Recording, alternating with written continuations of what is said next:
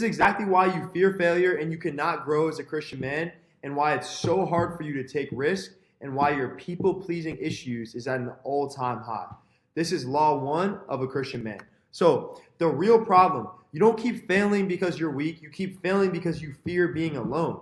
You're not collapsing because of pressure. You're collapsing because of isolation. So your nervous system isn't scared of working hard. It's scared of being rejected, misunderstood, abandoned, being left alone all to yourself. So you don't just mess up, you self-protect. And that protection becomes your prison.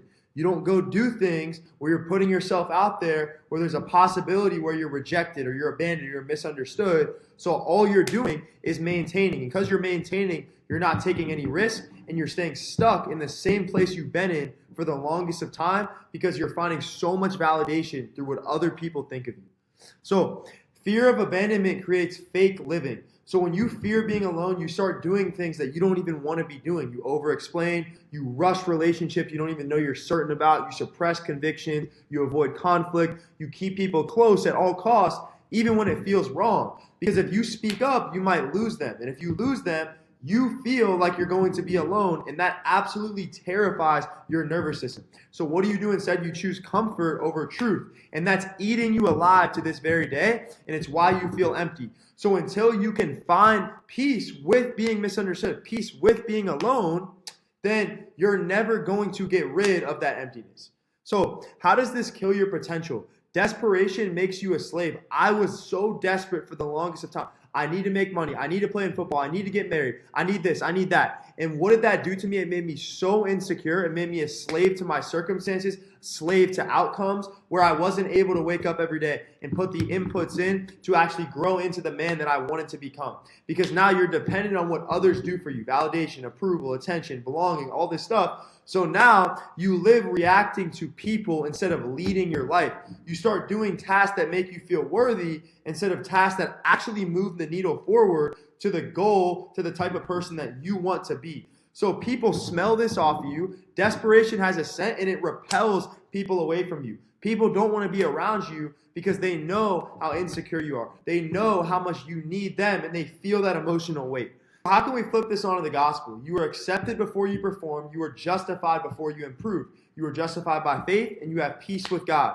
And you are saved by faith, not of works. So you're secure vertically now. Now that you are secure vertically because it was never about you, it was up to Jesus, criticism horizontally is not going to control you. Rejection is not going to destroy you. It's actually going to show you data so you can see where you need to heal. So now you will take risks. Now you don't have to live to be this righteous person. You can live from righteousness. You can live from victory. And now when you fail doing that, you can use that to grow instead of letting it cripple you. So solitude equals strength. If you don't take solitude, it's going to leak in your life later. If you never practice being alone, you never will face your insecurity. You're never going to learn your values. You won't develop conviction, and you will never be able to build internal strength. You are going to have no self-love. So then real life hits, relationships, business, being a father, some tragedy happens, you're going to fold because you never built the muscle of being secure by yourself, being able to lead and handle things by yourself. It's not loneliness, it's training. It's how you become stable. It's how you become an actual man that is impactful and able to lead his wife, lead his children, lead anyone in his life. So this is the question. If everyone left tomorrow, who would you be? If everyone in your life left you tomorrow, would you still know who you are? Or do you think you would collapse? Because if your identity is truly rooted in Christ, people leaving you is not going to end you. It's not going to crush you. Yes, it may be sad, but you're going to understand one thing. I'm a new creation and I'm alive in God, and that's where I stand. So if you need people to feel real, you're always going to betray yourself to keep them. You're never going to do what you want to do, and that's going to leave you empty. But if Christ defines you, you can stand alone, you can lead, and you can go after things that you actually care about, detached from the outcome, and that is true freedom.